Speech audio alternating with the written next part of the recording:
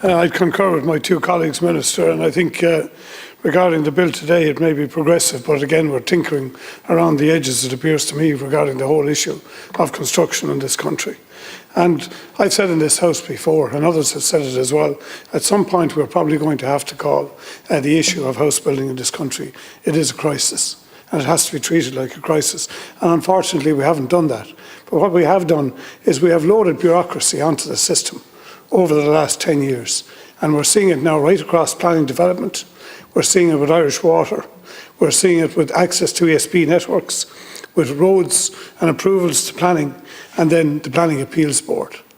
And I was speaking to someone earlier today just with respect to planning, with respect to approved housing bodies.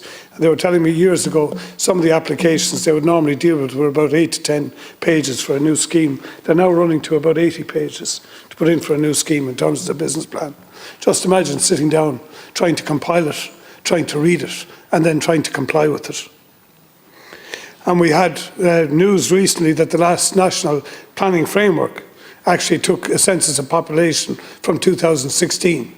So we completely missed the fact that we've added nearly 1 million people to the population in the meantime, in terms of our housing targets. And during that time, we dezoned lands that had access to utilities, and now we're trying to figure out a way of getting them zoned again.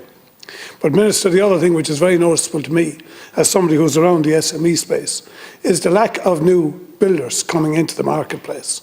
Despite all that's going on with housing, and despite all the work that's there for trades, just look around and try yourself, watch the vans on the roads and see what new names that come up as building contractors. You don't see them, I don't see them, no evidence, and that tells me there's a fundamental reason why. There's a lot of people who are happy to work in the trade, but nobody wants to get into building in any significant way because it is so difficult to make money at it now with the costs that are in it. And one of the significant costs to builders at the moment is access to finance, Minister. And the pillar banks are not lending to the construction sector. And you have small builders who are accessing finance at 10, 12, 14% APR per annum. And that is not sustainable in terms of delivering viable housing. The access to skilled workers has been raised many times. And we have to do more in terms of looking at the work permit scheme and trying to offer people access into the country who have proven skills and giving them fast tracks to citizenship. And beyond that, we do need guarantees to affordability.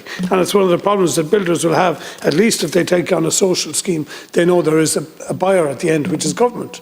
They don't know that's the case if they were to build privately, and that's a significant constraint. We've had a lot of talk in this House recently about value for money, Minister.